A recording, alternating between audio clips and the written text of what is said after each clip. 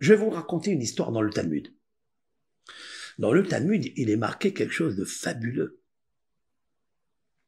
Ravuna, alors écoutez ça, Ravuna est un maître de Babel, il y a 1700 années. Habité à Babel, Ravuna. Chaque fois qu'on raconte dans le Talmud, on dit Maaseh beoto Hassid, il y avait une histoire de ce pieux, d'un homme pieux. C'est qui cet homme pieux? C'est connu qu'à Babel, Ravuna était l'homme pieux. C'est un homme très pieux. Ça dit qu'il est Sod Olam. Ça dit qu'il est Sod Olam, c'est-à-dire que le monde tenait grâce à lui. Ravuna avait des biens, un vignoble.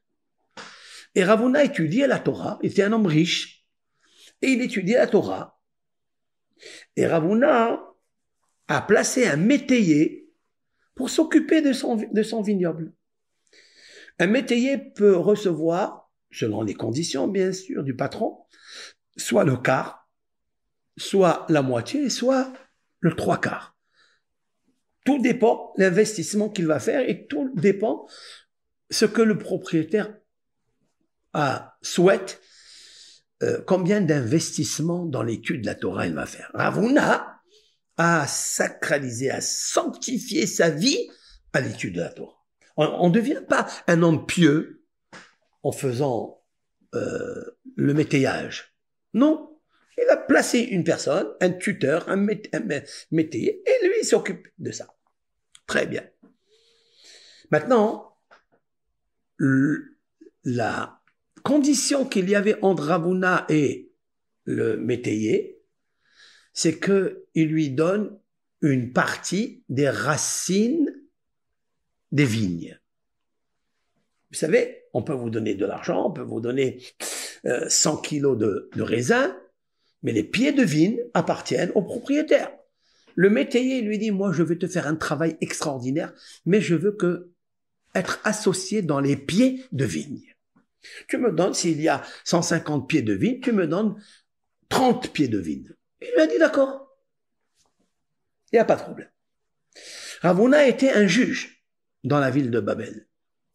Un jour, le métayer avait un souci avec une autre personne.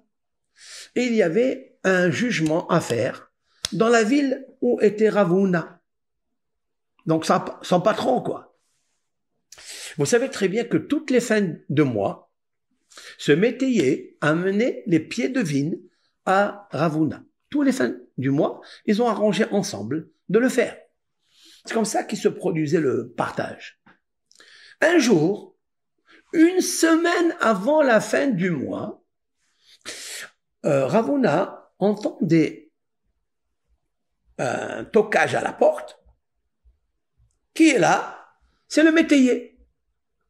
Et le métayer lui a apporté les pieds de vigne ce vendredi. C'est-à-dire une semaine avant la fin du mois. Ravuna lui demande, qu'y a-t-il? Maïhaïk, ça veut dire Mayom Yomaim, pourquoi ce jour? Pourquoi tu m'amènes les pieds de vigne maintenant? Alors que c'est d'habitude, tu me les amènes la fin du mois. Le métayer lui dit, oui, mais comme je suis venu dans la ville une semaine avant, parce que j'ai un jugement avec une personne que toi, tu vas me juger, alors j'ai profité de t'amener ça maintenant, au lieu de revenir la fin du mois. Ravuna, quand il a entendu ça, il lui a dit, Psil nalach ledina. En hébreu, très important. Psil nalach, ça veut dire, pas passol ledina, pas que tu es impropre à la justice avec moi. Non. Psilna, moi, je suis impropre à te juger maintenant. Parce que tu vas venir dimanche me voir pour être jugé avec l'autre. Je ne pourrai pas, moi, être le juge. Pourquoi? Il dit, parce que tu m'as favorisé de m'amener, de m'apporter les pieds de vigne une semaine avant. Et là, je reçois en quelque sorte un petit présent corrupteur. Je ne pourrai pas être lucide pendant la justice. Ici, a priori, il y a une grosse question. Mais les pieds de vigne t'appartiennent. Ils appartiennent à Ravuna, ils appartiennent pas au métayer. C'est pas un présent corrupteur normal. Un présent corrupteur, c'est que le juge va recevoir quelque chose de nouveau qui lui appartient pas. Mais ici, le métayer n'a fait qu'amener les pieds de vigne qui reviennent à Ravuna. Non, non, non, non, non. C'est pas comme ça que ça marche. C'est vrai. Mais le fait qu'il lui a mis une tovatana'a, j'ai un petit profit que tu me les as amenés avant parce que tu m'as fait un hesed, tu m'as fait une petite charité, tu m'as fait un bienfait. Je ne peux plus être le juge dimanche pour toi. Nos sages racontent que effectivement c'est pas lui qui a jugé son métayer. Il a donné ça à Rava, un des célèbres rabbins du Talmud. Et Rava donc était en train de juger les deux personnes, le métayer et l'autre. Et nos sages disent que Ravuna, il s'est mis derrière la porte. Il s'est mis derrière la porte pour savoir qu'est-ce que le métayer est en train d'argumenter. Quelle preuve il amène, qu'est-ce qu'il raconte, et les argumentations contre l'autre. Et Ravuna, il disait à l'intérieur de lui, en faveur du métayer, dommage qu'il a dit cette parole, ça va le chuter dans le jugement. Ça va le défavoriser. Il fallait qu'il dise ça. Et en lui-même, hein, il n'a pas parlé avec les autres, juste en lui-même. Tellement lui est serrara, tellement le présent, il est puissant, que Ravuna prenait la défense de son métayer. Et s'il disait comme ça, il va réussir. Pourquoi il a dit comme ça? C'est dommage. Qu'est-ce qu'on apprend de là?